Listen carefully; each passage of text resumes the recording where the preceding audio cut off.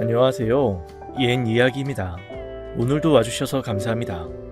구독과 좋아요는 채널 운영에 큰 힘이 됩니다.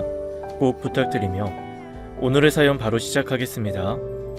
안녕하세요. 저는 딸 하나, 아들 하나를 둔 40대 끝자락의 아저씨입니다. 늦게 결혼해 자식을 낳다 보니 아이들은 아직 학교도 들어가지 않았어요. 친구들은 벌써 자식들을 중고등학교에 보내며 각자의 시간을 가지는데 제 아내와 저는 매일이 육아 전쟁이네요. 체력적으로 지치는 날도 많지만 그래도 주변 친구들 얘기를 들어보니 이때가 가장 아이들 부모를 필요로 하는 때라서 그 순간을 놓치지 않으려 많은 시간을 아이들과 함께 보내고 있습니다. 하지만 친구 중엔 자식 다 키워놓고 나니 섭섭함을 느끼는 친구도 있어요. 아무리 애지중지 키워놓으면 뭐하냐? 중학교 들어가더니 자기 방에 틀어박혀선 말도 못 걸게 해. 자식 키워놔도 전부 소용없어. 늙으면 내 옆에 마누라가 최고지. 아이가 어릴 때부터 매일 옆구리에 끼고 다니더니 중학교에 들어가면서 소원해진 것이 못내 서운한지 저렇게 말하더군요. 아직 제가 겪은 일은 아니지만 그 마음이 어떤 건지 짐작이 됐습니다. 어쩌면 그래서 더욱더 함께 할 수 있는 시간들을 소중하게 여기고 허투루 보내지 않으려고 애를 쓸 수 있는 것 같아요. 며칠 전엔 아내와 저도 처음으로 아이들을 데리고 차박이라는 걸 해봤습니다. 아내가 얼마 전부터 한참 인터넷을 뒤져 찾은 곳이었는데 가평에 있는 캠핑 명소라더니 정말 그 명성이 하나도 아깝지 않을 만큼 좋은 곳이었어요. 경치가 좋고 캠핑족을 위한 부대 시설도 잘 갖춰져 있어서 즐겁게 놀다가 뒷마무리까지 깨끗이 하고 다시 집으로 돌아왔습니다. 아이들도 집에만 있을 땐 천둥 벌거숭이가 따로 없어서 어지를 줄만 알지 치우는 건 아무리 잔소리를 해도 안 하더니 밖에 나가선 곧잘 따라주더군요. 앞으로는 종종 이런 시간을 가지며 내 자식들에게 좋은 곳도 많이 보여주고 또 학교에서 배우는 교과서보다 더욱 값진 것들을 경험하게 해주고 싶네요. 캠핑에서 돌아온 저녁엔 피곤해하는 아이들을 일찍 재우고 아내와 맥주 한잔하며 이런저런 이야기를 나눴습니다. 요새 애들 보고 있으면 후회되는 게 참 많아. 그래? 난 그래도 우리가 나름대로 부모 노릇 잘하고 있다고 생각했는데 내가 너무 나 편할 대로 생각하는 건가? 아니, 그런 뜻이 아니고 좀 더 빨리 결혼해서 자식을 낳을 거라는 후회가 되네. 애들 중고등학교에 대학까지 가면 내 나이가 60이 넘는데 아직은 자식들이 바라는 거 해주며 버틸 재간이 있지만 그때가 되면 늙어서 해줄 수 있는 게 없을까봐 그게 걱정이야. 당신 참 걱정도 사서 하는 스타일이다. 대학까지 키워놓으면 자기 앞길은 자기가 찾아가야지. 당신 걱정대로라면 우린 죽을 때까지 애들 뒷바라지나 하는 거야. 대학 가면 끝인가? 취업 준비해, 결혼해.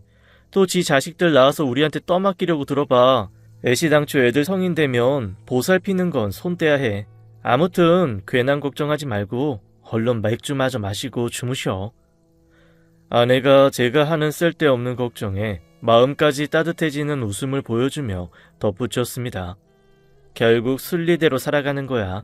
지금 애달복달 해봤자 그게 무슨 소용이겠어. 차라리 오늘 하루를 감사하면서 즐겁게 살아가는 게 더 낫지 않아? 저 또한 결국 순리대로 살아간다는 걸 모르는 건 아니지만 제가 자라며 놓쳤던 많은 것들을 제 자식들은 전부 누리길 바라는 마음에 더 안절부절하는 것 같았습니다. 저는 어릴 적 부모님의 이혼으로 할머니들 손에서 자랐어요.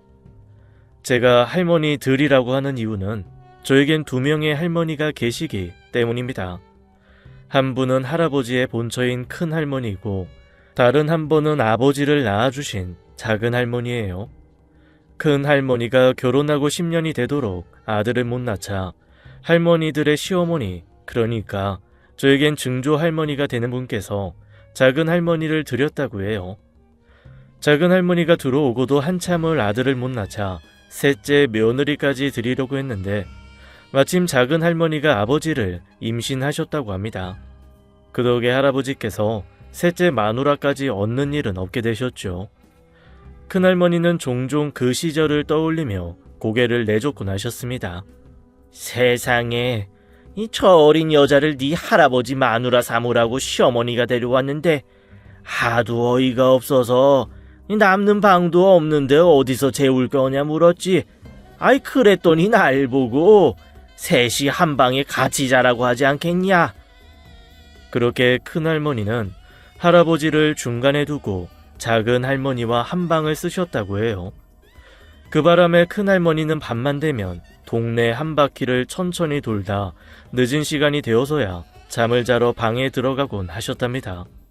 아무리 옛날이라 아들이 최고인 줄 알던 시절이지만 말만 들어도 소름이 끼칠 지경이었어요. 저였다면 시어머니고 남편이고 절대 용서하지 못하고 살 것 같은데 어떻게 큰할머니와 작은 할머니는 견디고 살 수 있었을까요? 두 할머니가 모든 것을 받아들인 반면 하늘은 금수만도 못한 짓을 용서하지 못했나 봅니다. 아들이라면 못할 짓이라고는 없을 것 같던 증조 할머니와 할아버지는 결국 제 아버지가 태어나는 걸 보시기도 전에 사고로 함께 돌아가시고 말았어요. 그 후에 큰할머니와 작은 할머니는 40년의 세월을 두 분이서 함께 사시며 아버지를 키우셨습니다. 어머니가 둘이라는 건 어떤 삶이었을까요? 사실 저는 한 분의 어머니도 계시지 않았으니 아버지의 삶을 완전히 이해할 수 없어요. 하지만 오로지 아버지만 바라보고 사시는 두 어머니가 아버지에겐 어쩌면 독이 되었을지도 모르겠네요. 제가 이렇게 말하는 이유는 하나입니다. 중학교 졸업을 앞둔 어느 날이었어요. 제가 다니는 학교로 난생 처음 보는 아줌마가 저를 찾아오셨습니다. 한참 7교시 수업을 앞두고 청소 시간이었어요.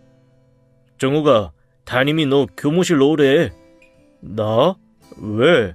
아이 몰라. 담탱이 옆에 아줌마 있던데 너희 엄마 오신 거 아니야? 이미 말씀드렸듯 저는 어릴 때 부모님이 이혼하셔서 엄마 없이 자랐어요.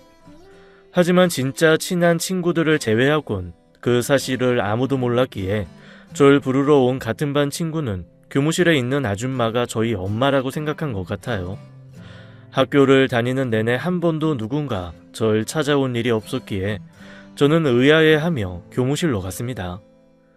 교무실에 담임 선생님과 함께 있는 아줌마는 본 적 없는 사람이었어요. 정우가, 아주머니께서 너랑 할 이야기가 있다고 하셔. 오늘은 저녁 수업 듣지 말고 아주머니랑 천천히 이야기 나눠라.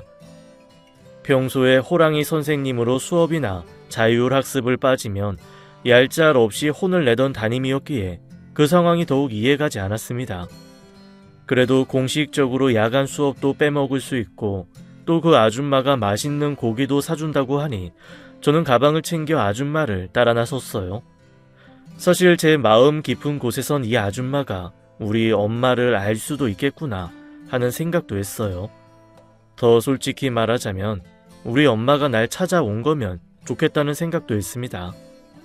제가 3살쯤 되었을 때 부모님이 이혼하셔서 저에겐 어릴 적 엄마에 대한 기억은 없었어요. 그래서 어렸을 때 엄마 얘기를 할머니들과 아버지께 자주 묻곤 했습니다. 큰할머니는 엄마를 기억하실 때 망할 년, 남편 귀한 줄 모르는 년으로 기억하셨고 작은 할머니와 아버지는 기억이 잘 안 난다고만 하셨어요. 글쎄다, 아이 같이 살기만 했지 각자 사는 게 바빠서 그렇게 잘 알지는 못해. 저는 할머니들과 아버지의 영향으로 엄마에 대한 그리움과 미움을 함께 가지고 자랐어요. 그래서 그날 저를 찾아온 아줌마의 따뜻한 눈빛에 제 엄마이길 바라면서도 한편으론 이렇게 나를 따뜻하게 바라보는 사람이 엄마일 리 없다는 생각도 했어요. 뭐 결론만 말씀드리면 어머니가 맞았습니다. 엄마 원망 많이 하면서 자랐지. 항상 미안하게 생각하고 있었어. 네가 더 잘하면 날 이해할 수 있을지도 모르겠다. 그날 엄마는 그동안 제가 몰랐던 할머니들과 아버지에 대한 이야기를 해주셨어요. 결혼 얘기가 나올 때까지만 해도 네 아버지 사정이 어떻게 되는지 꿈에도 생각 못하고 살았단다. 유복자로 자랐다는 건 알고 있었지만 아무리 그래도 2명의 엄마가 있을 거라곤 상상하기 힘들잖니. 네 아버지도 그게 걸림돌이라고 생각했는지 네 할머니들에 대해선 입을 딱 닫고 있다가 상견례 날 잡아놓고 얘기하더라. 그래도 그땐 네 아버지에 대한 감정이 컸으니 엄마도 그 결혼을 밀어붙였지. 근데 또 그렇게 상견례하고 날짜까지 잡고 나니 이번엔 시골에 가서 2분을 모시고 살자는 게 아니겠어. 시어머니 1명도 건사하기 힘들지 싶어서 싶다고 했더니 그럼 헤어지자고 하더라. 알겠다고 하고 돌아섰는데 어찌나 눈물이 나는지. 놓친 애들이 살면 얼마나 산다고 그냥 눈 딱 감고 들어가 살까 고민하던 와중에 널 가졌다는 걸 알게 됐어. 그걸 핑계로 어찌어찌 결혼하고 시댁에 들어가서 살게 된 거야. 거기서부터가 내 실수였지 싶다. 엄마의 말씀은 그랬어요. 아버지와는 사는 동안 큰 문제가 없으셨대요. 오히려 서로 뜻이 맞는 부분도 많고 좋은 시절도 많았다고 하셨습니다. 그럼 왜 헤어지신 거예요? 서로 원수가 된 것도 아닌데 굳이 이혼하시고 또 왜 저는 한 번도 보러 안 오셨어요? 네 큰할머니 말이다. 지금도 그 노인네 성질이 보통 넘을 것 같은데 안 그러니? 엄마는 큰할머니의 등살에 못 이겨 결국 이혼까지 하시게 됐다고 해요. 기차 화통 삶아 먹은 것처럼 목소리가 큰 사람이 툭 하면 호통을 치는데 도저히 그걸 버텨낼 재간이 없었다고 합니다. 거기다 작은 할머니와 아버지는 큰할머니의 그런 고압적인 태도를 당연한 듯 받아들이고 심지어 엄마에게도 제발 분란 일으키지 말고 얌전히 살려고 하셨대요. 내가 별난 건지 몰라도 도저히 네 큰할머니를 이해 못하겠더라. 한 번은 네 아버지랑 내가 싸운 적도 있단다. 너한테 구구절절 설명할 순 없지만 살다 보면 별것 아닌 일로 싸우기도 하고 그러기 마련이야. 그날 아버지와 엄마의 싸움도 그리 큰 일은 아니었대요. 평소에 아버지가 워낙 표현도 없으시고 유유자적하시는 편이라 답답한 마음에 한 소리를 하셨다더군요. 어찌된 양반이 매일 그렇게 속이 편한지 모르겠네. 농사 짓고 살자고 날 데려왔으면 하다못해 밤매는 신용이라도 좀 하라고 한 소리 했지. 매번 어머니들이랑 나한테 떠넘기고 혼자 선비처럼 살 요량이라고 했더니 네 큰할머니가 먹고 있는 숭늉그릇을 나한테 냅다 던지는 게 아니겠냐. 그러면서 남편 알기를 그렇게 우습게 알고 살 거면 당장 갈라서라고 소리소리 치시더라. 엄마가 못 참고 냅다 이혼하겠다고 대들었더니 정욱이 널 다시는 볼 생각하지 말라고 하시곤 그 길로 밭으로 가셔서 내가 짐 싸서 나갈 때까지 며칠을 집에 안 들어오시더라고. 네 작은 할머니랑 아버지가 날 보고 하도 한 번만 숙이고 가라고 성화를 부려서 죄송하다 말하러 나갔었는데 큰할머니 기세가 워낙 완강해서 그냥 돌아섰단다. 물론 엄마는 그날 있었던 일만으로 이혼을 결심한 건 아니라고 하셨어요. 아버지는 집안에 틀어박혀 책만 읽는 선비 중에서도 으뜸 가는 선비였다고 합니다. 엄마는 큰할머니 등살에 뼈에 가죽밖에 남지 않을 만큼 살이 빠졌는데 안 그래도 하얀 피부를 가진 아버지는 더욱 뽀얗게 살결이 살아나더래요.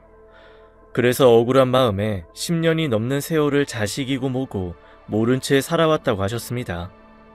이 집 와서 연락하는 게 너한테 잘하는 짓인지 고민이 많았다. 어떤 날엔 네가 나한테 돌을 던지고 욕을 하는 꿈을 꾸기도 했었어. 그런 꿈을 꾸고 난 후엔 더욱 용기가 안 나서 울기도 많이 울었단다. 미안하다 정우가. 그 세월을 어찌 보상할 수 있겠냐만 이제라도 부모 자식 간의 정을 쌓으며 살고 싶은 이 어미 마음을 이해해 줄 수 있겠니? 엄마는 말을 미처 끝내기도 전에 눈물을 흘리시며 겨우 말씀을 이어가셨어요. 그때 제 마음을 한마디로 표현할 수는 없지만 그래도 행복하다는 생각이 컸던 건 사실이에요. 하지만 그렇다고 일순간에 이분이 내 엄마구나 라는 생각이 들었던 것도 아닙니다. 참 묘한 기분이었어요. 엄마를 만나는 상상을 가끔 했었는데 상상 속에선 만나자마자 한눈에 알아보고 또 주체할 수 없을 만큼 눈물이 흐르는 그런 그림을 그렸었죠. 마치 영화나 드라마에서 볼 수 있는 감동적인 장면이요. 심지어 혼자서 얼마나 심취했는지 그런 상상을 할 때면 몰래 눈물을 흘리기도 했습니다. 하지만 현실은 그렇지 않았어요. 실제로 제가 엄마에게 느낀 감정은 좋은 이웃을 만난 것 같은 기분이었어요. 따뜻하고 즐겁고 또 만나고 싶은 그런 이웃을 만난 것 같았죠. 그리고 만약 다시 볼 수 없다고 해도 잊고 살아가는 그런 이웃이요. 그날의 만남을 뒤로하고 집으로 갔습니다. 그런데 집으로 돌아오니 큰할머니가 어찌 알았는지 난리가 난 거예요. 이 짐승 새끼도 키워주는 애는 저버리지 않는다. 그런데 네가 어떻게 그럴 수 있냔 말이야? 큰할머니는 제가 키워준 은혜도 모르고 엄마를 찾는다고 한바탕 호통을 치셨어요. 그런데 사람의 마음이라는 게 어찌나 간사한지 그 끝을 알 수 없을 것 같았습니다. 사실 저는 엄마에게 딱히 따로 만나고 싶진 않다고 말하고 온 참이었어요. 가슴 저 아래쪽에서부터 제가 엄마를 몰래 만나는 것이 절 키워준 할머니들에게 못할 짓이라는 생각이 들었기 때문이죠. 그런데 제 사정도 모르고 저렇게 호통을 치시는 그 바람에 제 마음속엔 순식간에 큰할머니에 대한 반감이 생겼어요. 엄마가 날 버린 것도 아니고 할머니 때문에 전부 이렇게 된 거잖아요. 할머니만 아니었으면 아버지랑 엄마 그리고 작은 할머니까지 여태 다 같이 살 수 있었어요. 할머니가 아버지를 낳은 것도 아니면서 왜 그렇게 이래라 저래라 하시는 거예요? 결국 저는 해서는 안 될 말까지 전부 쏟아내고 말았어요. 언제나 고집센 독불 장군이었던 큰할머니도 제 말이 상처가 되었는지 더는 아무 말씀 안 하시더군요. 그리고 며칠을 큰할머니 얼굴을 제대로 볼 수 없었습니다. 제 마음에 캥기는 게 있어 할머니를 피한 것도 있지만 할머니께서도 제가 일어나기 훨씬 전에 밭으로 일을 가셨다. 제가 잠든 후에야 집으로 돌아오셨기 때문이에요. 하지만 큰할머니는 얼마 지나지 않아서 평소같이 저를 대해주셨습니다. 저에겐 필요한 것들을 하나하나 손수 챙겨주시고 또 잔소리도 하시고요. 하지만 저는 그런 큰할머니를 받아들일 수 없었어요. 사춘기가 시작된 건지 그때부터 큰할머니에 대한 미움이 점점 커져갔습니다.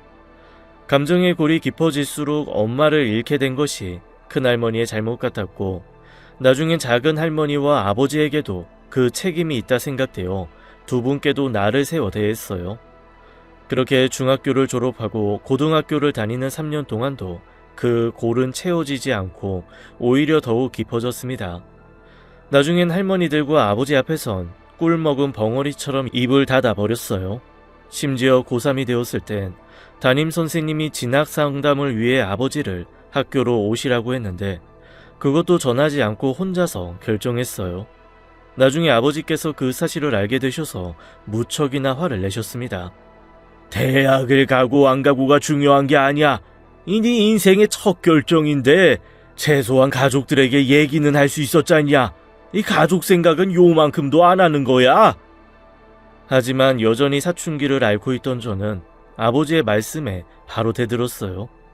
아버지랑 엄마랑 헤어질 때 제 생각은 조금이라도 해보셨어요? 제가 어떻게 될지는 생각도 안 하고 그저 할머니가 이혼하라니까 시키는 대로 하신 거잖아요. 제가 대학을 가든 안 가든 그게 아버지랑 무슨 상관이에요? 그게 아버지 인생을 바꾸는 거 아니잖아요. 제 말에 아버지는 난생 처음 제 뺨을 후려치셨어요. 한 번도 겪지 못한 일이라 크게 당황했지만 잠시 후 제 기세는 꺾이기는커녕 오히려 독이 올라 아버지와 다시는 안 볼 사람처럼 크게 싸우게 되었습니다. 기생 큰할머니와 남들이 뭐라 해도 항상 웃기만 하시던 작은 할머니가 눈물을 흘리며 우리 부자를 말릴 정도였어요.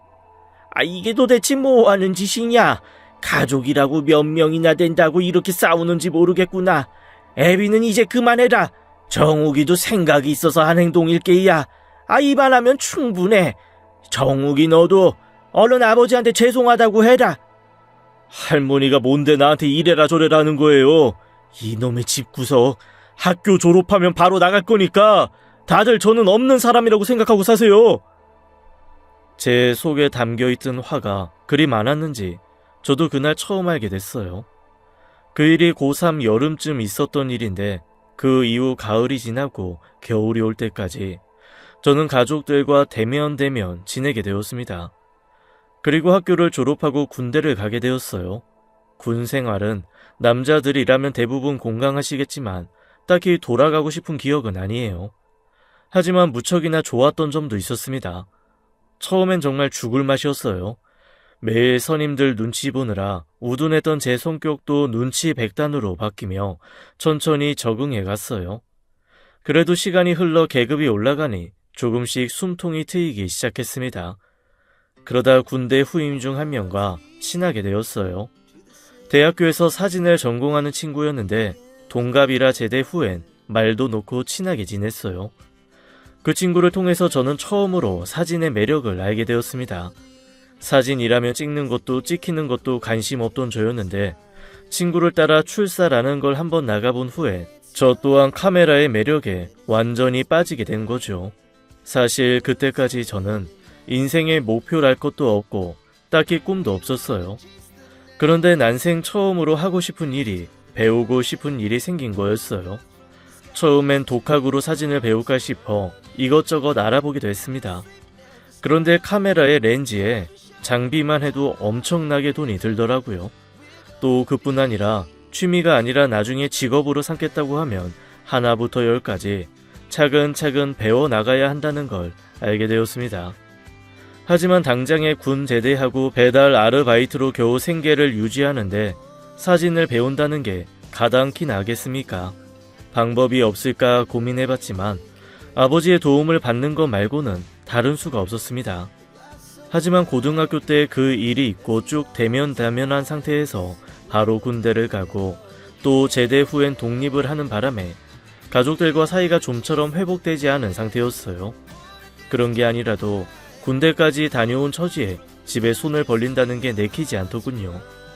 이런저런 고민을 하다가 꿈을 접어야겠다 마음먹었을 때 저는 친구의 도움으로 작은 사진관에서 일을 할 수 있게 되었습니다.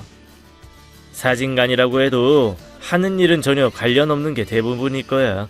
동네 작은 사진관이라 네가 기대하는 그런 일은 아닐 것 같긴 한데 그래도 일과 끝나면 사장님한테 조금씩 배울 수 있어. 어때? 생각 있어? 친구의 말에 저는 두말 않고 좋다고 했어요. 그렇게 시작한 일은 친구의 말 맞다나 사진과 전혀 관련 없는 잡무였습니다. 그나마 일과 시간이 끝난 후에 사장님이 1시간 정도 렌즈 사용하는 방법이며 기술적인 것들을 알려줘 사진에 대한 제 목마름을 조금이라도 채울 수 있었어요. 그렇게 한 해 두 해 시간은 흘러갔습니다. 하지만 제 일은 여전히 제자리였고 사진에 대한 갈증은 더욱 커진 상태였어요. 결국 저는 더 늦기 전에 그동안 모아둔 돈으로 대학 입시를 준비하기로 마음먹었습니다. 사실 제가 모아둔 돈만으로는 학교를 간다는 건 불가능했어요.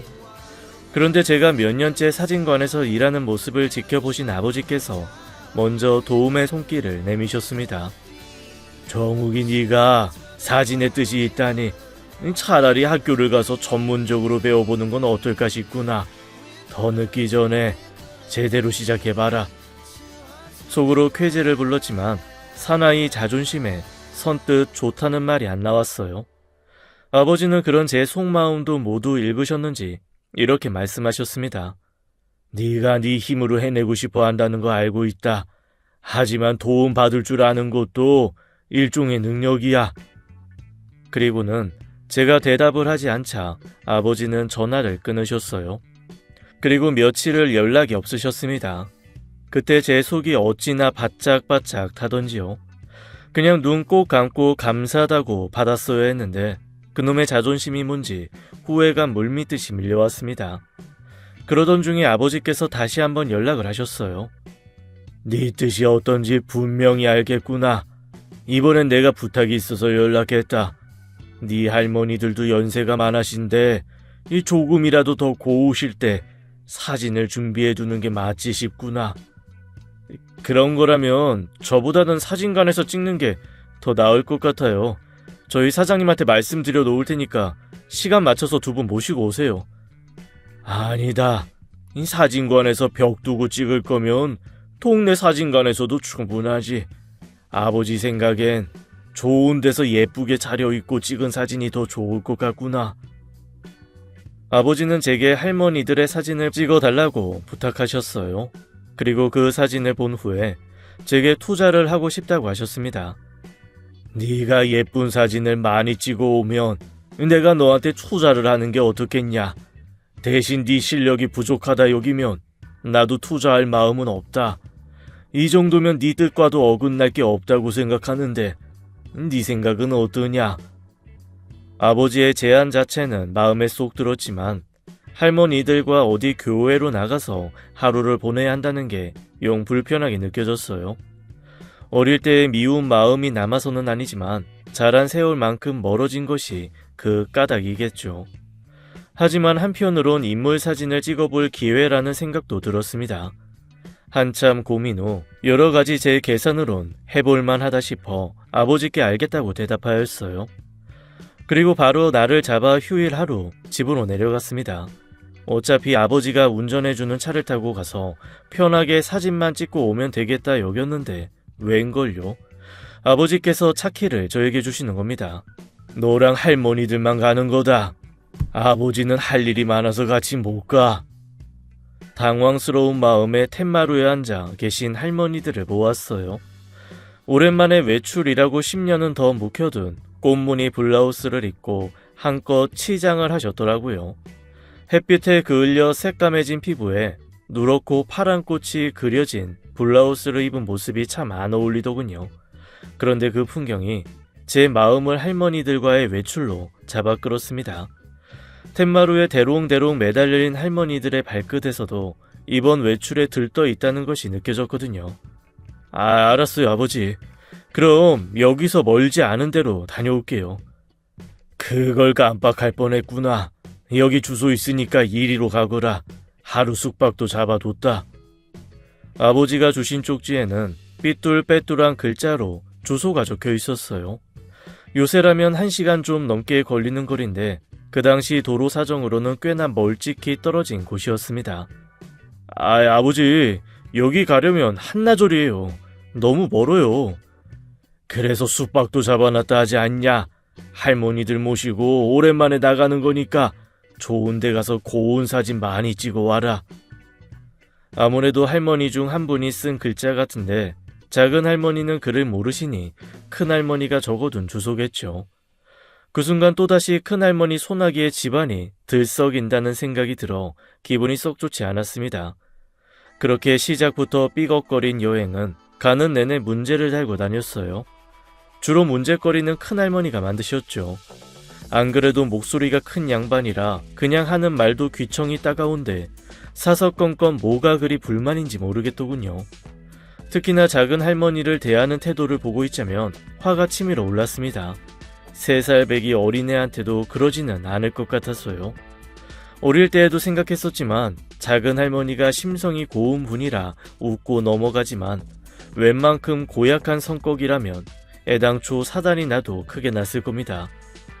어떤 일이 있었냐면 휴게소에 들렸을 때였어요. 할머니들 가볍게 드실 간식이나 물을 사러 가려는데 큰할머니가 작은 할머니에게 화장실을 다녀오라고 퇴근을 하는 겁니다. 변소 다녀왔어. 형님, 나 오줌 안 마려워요. 출발하고서 변소 간다고 설치지 말고 시간 있을 때 얼른 다녀와. 작은 할머니가 몇 번이고 오줌이 마렵지 않다고 하는데도 큰할머니는 막무가내였어요. 변소 가고 싶다고 말만 해봐. 아주 홍군형을 내줄 테니까 알아서 해. 끝끝내 작은 할머니가 화장실을 들리지 않자 큰할머니는 온 동네 사람들이 다 들으라는 큰 소리로 호통을 치셨습니다. 그런데 차가 출발하고 10분 정도 지났을까요? 뒷좌석에서 끙끙 앓는 소리가 들리는 거예요. 룸밀러 뒤를 보니 작은 할머니의 표정이 울상이 되어서 끙끙 앓고 계신 겁니다. 작은 할머니, 어디 불편하세요? 하지만 작은 할머니는 대답은 않고 큰할머니 눈치만 살피셨어요. 가만 보니 화장실이 가고 싶어 그러시는 것 같았습니다.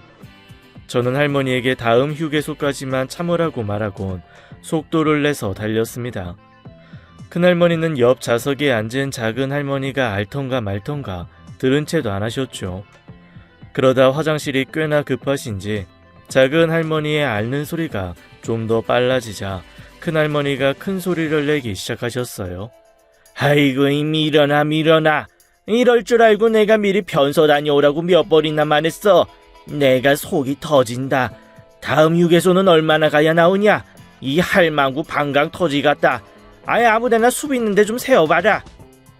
결국 산 안에 차를 세우고 작은 할머니는 큰 할머니의 구박을 받으며 함께 산으로 가서 일을 해결하고 오셨어요. 큰 할머니의 답답한 마음을 영 모르는 건 아니지만 생리 현상이 마음대로 되는 게 아닌데 너무하다 싶었습니다. 그때 제 생각엔 사람이 저렇게 막무가내라 남편 사랑도 못 받는 게 아닌가 싶었습니다. 왜냐하면 할아버지는 사고로 숨이 넘어가는 순간에도 20년의 세월을 함께한 큰할머니 걱정을 하지 않고 겨우 2년 살 맞대고 산 작은 할머니 걱정을 그렇게 하셨대요. 뭐 바꿔 생각하면 큰할머니의 팔자가 참 고단하긴 하네요. 어쨌든 할머니들과 저의 여행의 첫 번째 고비를 무사히 넘기고 목적지에 도착할 수 있었습니다. 우리가 간 동네는 산이 둘러싼 작은 폭포와 계곡이 있는 곳이었어요. 흔히 볼 수 있는 시골 동네지만 감춰진 계곡이 무척 아름다워서 카메라 렌즈를 갖다 대는 곳은 전부 작품이 될 정도였어요. 출발할 때만 해도 할머니들을 모시고 멀리까지 나간다는 게 영 내키지 않았지만 막상 도착해서는 할머니들보다 제가 더 들떠서 분주하게 움직였습니다. 아이, 큰할머니, 저기 철쭉 앞에 서보세요. 제가 이런저런 포즈를 요구하면 큰할머니는 어색한 모습이지만 그래도 즐겁게 모델 일을 해주셨어요. 하지만 작은 할머니는 수줍어서인지 사진 찍는 게 무척 어색해 보였습니다. 아이고, 이것 좀 해봐라, 이 여자야. 큰할머니는 작은 할머니가 답답한지 연신 잔소리를 해댔어요. 평소에 작은 할머니 같으면 큰할머니의 말에 웃으며 장단 맞추고 또 엉뚱한 소리로 가족들을 즐겁게 해주시는 분이었는데 그날은 입을 꼭 다문 채 기분이 영 좋지 않은 것 같았어요. 아무래도 오는 길에 화장실 가는 걸로 큰할머니가 하도 타박을 해서 마음이 상했구나 싶은 생각이 들었어요. 저는 기회에 되는 대로 작은 할머니 마음을 풀어드려야겠다 생각했습니다. 하지만 우선은 사진을 찍는 게 먼저였어요. 표면상으로는 아버지와 약속을 했다는 그럴싸한 핑계가 있었지만 실제로는 그렇게 멋진 풍경을 마음껏 찍을 기회가 많지 않았기에 신이 난 거였죠. 그런데 얼마나 셔터를 눌러댄 후였을까요? 정우가, 네 작은 할머니 어디 갔냐? 이 할망구가 도대체 어디 간 거야? 한참을 저와 죽이 척척 맞아 사진 찍기 바빴던 큰할머니께서 작은 할머니가 사라졌다는 걸 먼저 눈치채셨어요. 저 뒤쪽으로 소변 보러 가신 거 아니에요? 네 작은 할머니가 나 없이 어디 5발짝이나 옮길 수 있는 양발인 줄 아냐? 그제야 저는 사진기를 내려놓고 작은 할머니를 찾기 시작했어요. 하지만 근방을 전부 다 돌아도 작은 할머니는 보이지 않았습니다. 사단이 나도 제대로 났다는 생각에 정신이 아찔해지더군요.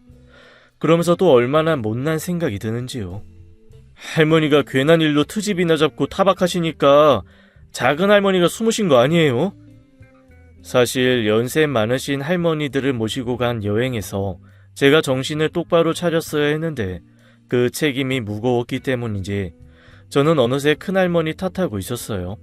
하지만 큰할머니에겐 누가 더 잘못했고 아니고가 중요한 게 아니었습니다. 이놈아, 우선 작은 할머니 먼저 찾은 후에 내 탓을 해도 하거라. 네 할머니 혼자 내두면 뭣도 모르고 산꼭대기까지 기어 올라가서 다시는 못 찾을지도 모른다. 큰할머니의 말씀이 100번 1000번 옳지요. 저는 탓하기를 그만두고 그 정신을 작은 할머니를 찾는 데다 쏟아부었습니다. 하지만 근방에선 작은 할머니를 찾을 수 없었어요. 아무래도 산까지 올라갔나 보구나. 혼자서 올라갔다 산짐승이라도 만나면 어쩌려고 그러는지 도통 생각이라는 걸 안 하고 사니 한시도 마음을 놓을 수가 없구먼 그리여.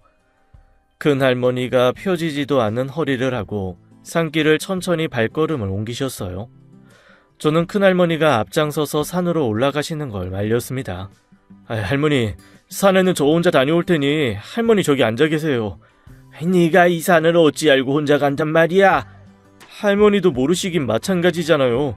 거기다 할머니는 저보다 걸음도 훨씬 느린데 진짜 삼짐승이라도 마주치면 어쩌려고요. 내가 나이가 먹었어도 한 번 간 길은 절대 잊는 법이 없다. 이 잔말 말고 얼른 올라가자. 큰할머니가 한번 고집을 부리기 시작하면 동네 앞 큰 바위가 멀찍이 돌아서 딴 데로 옮겨간다고 동네 어른들이 우스갯소리로 말씀하시곤 했었는데 그 고집이 나오기 시작했네요. 결국 저는 90에 가까운 큰할머니와 함께 산으로 올라갔습니다. 넓게 펼쳐진 산이긴 해도 그리 높은 산은 아니어서 그나마 큰 무리가 따를 것 같진 않았어요. 거기다 다행히 사람들이 오르내리며 풀 사이로 길도 나 있더군요. 나무 틈 사이로 해도 비치고 선선한 바람도 불어오는 게 스치고 지나가면 평생 모르고 살 동네였지만 머물러 보니 이곳저곳 참 아름다운 동네라는 생각이 들었습니다. 그런 생각으로 한참 길을 따라 올라가는데 나무 틈 사이로 무슨 소리가 들렸어요. 처음엔 산짐승 소린가 했는데 가만 들어보니 사람의 곡소리 같았습니다. 환한 대낮인데도 산속에서 들리는 울음소리가 오싹한 기분이 들더군요. 거기 근데 어머미요? 행숙이냐? 하지만 겁을 집어먹은 저와는 달리 큰할머니는 소리가 나는 쪽으로 들어가셨어요. 여기가 세월이 지나니까 어디가 어딘지 헷갈리네 그리요. 아무래도 큰할머니 얘기를 봐서는 언젠가 한 번은 큰할머니가 와봤던 곳이구나 했어요. 할머니를 따라 나무 사이를 비집고 들어가니 무덤가가 나왔습니다. 그리고 그곳엔 온통 눈물 범벅을 한 작은 할머니가 계셨어요. 연 생각 없이 사는구나 했는데 그래도 행숙이 네 어머니랑 아버 무덤은 기억하고 있나 보구나. 나는 세월이 지나서 그런가 어딘가 어딘지 못 찾겠었는데 행숙이 네가 나보다 나은 것도 있구나. 형님. 작은 할머니는 큰할머니를 보시곤 아예 아이처럼 목 놓아 우셨어요. 평소 같았으면 작은 할머니를 달달 볶았을 큰할머니가 아무 말 없이 멀찍이 떨어진 곳에 자리를 잡고 앉으셨습니다. 그리곤 작은 할머니의 곡소리에 고개를 돌려 먼 하늘을 바라보시더군요. 나무숲 사이에 덩그러니 있는 두 개의 무덤과 두 할머니의 모습. 저는 이유도 모른 채 세상 서글픈 감정에 느꼈어요. 그리고 저도 모르게 카메라를 들어 올려 셔터를 눌렀답니다. 그날 밤 아버지가 잡아둔 민박에서 저녁을 먹으며 막걸리 한 사발을 했어요. 그때 제 나이가 20대 초반이었으니 한참 술 먹고 돌아다닐 텐데 할머니들과 술을 마시는 건 처음이었네요. 두 분 다 얼큰하게 취하셔서는 노래도 한 곡 뽑으셨습니다. 거기다 두어 잔 더 술이 들어가니 할머니가 절 붙잡고 평소 같았으면 하지 않으셨을 이런저런 이야기들을 술주정인 듯 옛날 이야기인 듯 하셨습니다. 네 작은 할머니 행숙이 이제도 팔자가 참 곧지 못했다. 어린 나이에 시집와서 친정이라고 이 부모 형제 다 돌아가실 때까지 발길 한번 못했지 않았냐. 돌아가시고 나서도 한참이나 지나서야 한번 왔었지. 그래, 벌써 10년도 더 전에 어찌어찌 내가 주소를 알아와서 둘이서 짐 들고 버스 타고 그렇게 한번 찾아왔었단다. 친정부모 살아계실 적엔 옛날이라 멀어서 못 오기도 했지만 행숙이 저게 사는 데 있어서 요령이 부족하다고 이 친정에서도 원래 모질이라 부르면서 갖다 발다시피 네 할아버지한테 시집 보낸 거 아니냐. 네 할아버지 사고가 나서 피가 철철 흐르는데도 딴 걱정이 아니라 네 작은 할머니 나한테 쫓겨나면 천지 갈 곳 없다고 그걸 그렇게 걱정하시더라. 나도 억센 걸로 치면 첫째 가는 사람이지 않냐. 이 별 걱정 다 안다고 한바탕 소리를 치지 않았겠냐. 그러고 석 달 뒤에 네 아버지가 태어났는데 참 마음이 그렇더구나. 내가 정신을 똑바로 차려야 어떻게든 산다는 생각이 들지 뭐냐. 에휴, 내가 술이 오르나 보다. 별소리를 다 나오는구나. 얼른 자리 비우고 자자. 내일 또 운전해서 가려면 한 세월이다. 할머니들과의 제 여행은 그렇게 끝이 났어요. 다음 날 돌아오는 길은 탈 없이 집까지 갈 수 있었습니다. 한 주가 지나 저는 인화한 사진들을 가지고 집으로 갔어요. 아버지와 할머니들과 함께 사진을 보며 이런저런 이야기를 하는데 그게 뭐 별거라고, 아주 오랜만에 가족들이 다시 옛날로 돌아가 가까워진 기분을 느낄 수 있었습니다. 그리고 아마 그때부터였겠죠. 아주 오랜 세월 제 속에 똘똘 뭉쳐있던 갈 곳 없던 미움들이 사라지기 시작한 때는요.